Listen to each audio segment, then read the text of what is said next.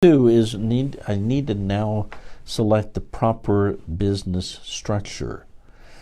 Now, this is very different than taxation. Taxation will come to, that'll be number 3. But number 2 is I need to find the right legal entity, and here's your options. I can be a sole proprietorship. I could structure, which means I'll get to that in a second. I could be a general partner, a limited partner, an LLC, which is known as a limited liability company. I could be a formal corporation, or for some people, a professional corporation. If you have a license to do whatever you're doing, that could be a professional LLC, but you're labeled as a professional, which limits your corporate veil protection. If you're an engineer and you mess up the bridge that people drive over every day, there's no liability protection for you personally. You're held to a higher standard. If a dentist drills the wrong tooth, and there's no liability protection for him for that type of, he's held to a higher standard, as you would expect professionals to be. But forgetting professional corporation, because most people aren't that. So how do I select the proper business legal entity? Well, I'm going to give you some ideas here. And let's kind of look at each one of them individually. Let's look at a sole proprietorship. The sole proprietorship is easy to form. In fact, I really don't have to do anything other than I call it a business. I've got the intent to make a profit.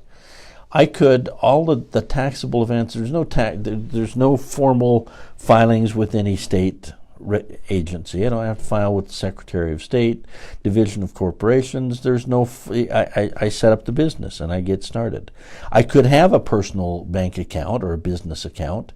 It's always better to have a business account, but even if I don't, I just have the intent to make a profit. I'm running everything out of my personal account. Here's the problems. Yes, it's simple to form. Yes, there's no state filing fees. Yes, but there's also no liability protection. You are the business. If there's a lawsuit, it's really you. There's no corporate veil.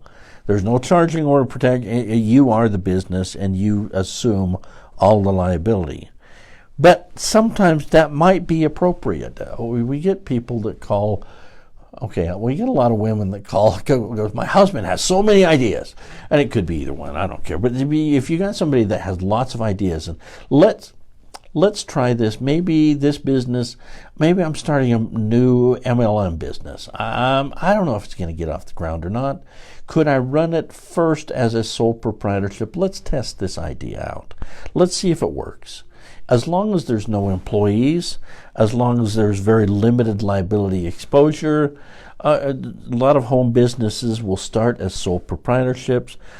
Children's businesses will start as sole proprietorships. So I like a sole proprietorship maybe for business ideas until we get it off the ground.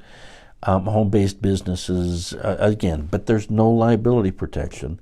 It also has very limited tax deductions, but we'll get to that because we're not talking taxes right now. We're only talking the business entity.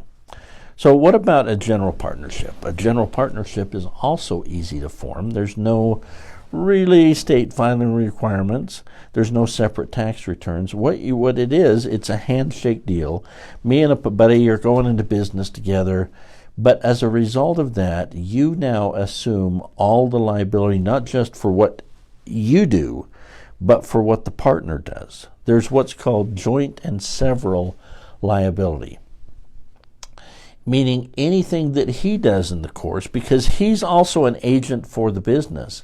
And if he goes out and gets a $500,000 line of credit and he tells the banker that this is for your business, you may not be aware of it, but now you have liability.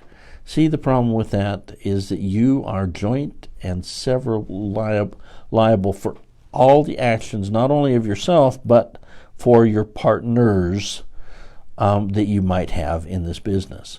So general partner, if sole proprietorships scare me, you got to know that general partnerships scare me even worse. When would a general partnership be appropriate? And I was thinking about this for a long time last night, and I cannot think of, in 22 years of teaching asset protection, I can't think of ever a time when I recommended somebody to be a general partner. I just don't do that. The only time I could possibly think that it might be a potential might be your kid's lemonade business. Honestly, I would never join. For adults that are serious about making money, I would never recommend a general partnership. Yet hundreds of times people have called in and, well, here's what we have, and oh my gosh, you don't have anything. We meant to set up a limited partnership or corporation. We just never got around to it. And then we have employees and we're running businesses. Oh my gosh, you have a general partnership, whether you know it or not. So I really like you to stay clear of that. A corporation is the traditional way that business has been run in America. It requires formal documents with the state. You're filing with the Secretary of State, your Division of Corporations, whatever. But you're saying, because I'm setting this up, now I have corporate veil protection, which means if something happens in the business, they can't come after the officers, directors, shareholders personally. That's good. But there are corporate formalities. There's an annual shareholders meeting. There's an annual board of directors meetings. Every time you make a major decision in the company, it should be accompanied by a piece of paper called a resolution. Or maybe you have a weekly or a monthly meeting and you keep minutes at these. The corporations require formalities for you to be able to keep the corporate veil. But a corporation also has rights as a person. A corporation can sue somebody else or another corporation. It can be sued. A corporation, the officers could walk into court and defend the corporation. It has rights as it were a person. It could also have perpetual existence where, us as individuals, we can't. And there's more tax deductions available to a corporation than any other business structure. Okay.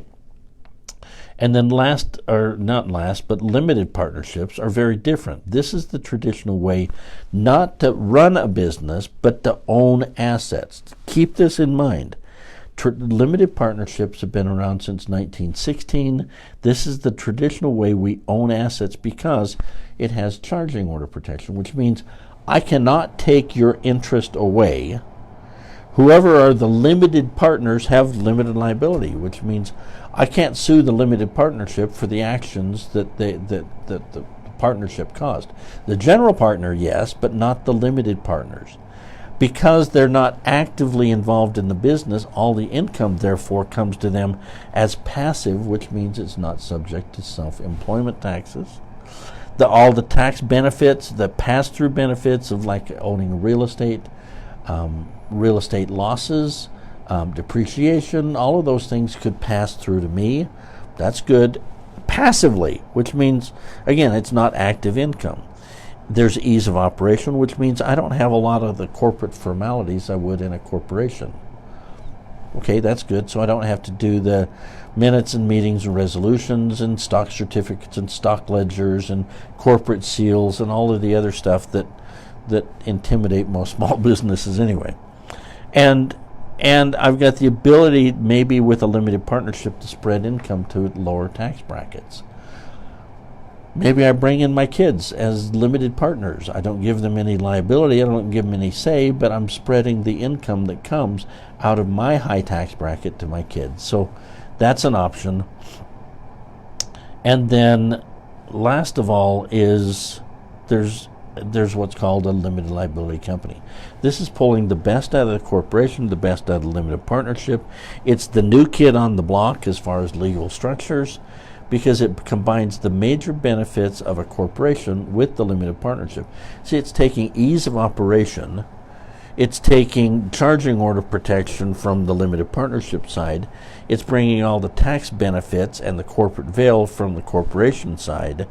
It gives me great tax flexibility. But now how we structure this will determine whether it's going to own assets or whether it's going to operate a business, because now with an LLC it could do both. All right, so select the last. So here's Here's what I want to do is I want to summarize in this one slide and make it so clear that you can't possibly misunderstand. But I want you to separate, if you're looking, what business structure, I want you to separate in your mind, is this really, is the purpose of this business to operate a business, or is it to own and protect assets? If it's to operate a business, you got three options. You can be a sole proprietorship, you be a corporation, or you could be an LLC. Those are your options, right there on that pretty little picture. But that's different than I want to own and protect assets. For that, I really want something with charging order protection. I want something that they can't take away from me in a lawsuit. Your options really are a limited partnership or a multi-member LLC. Or you might sometimes use like a self-directed IRA, self-directed pension plan.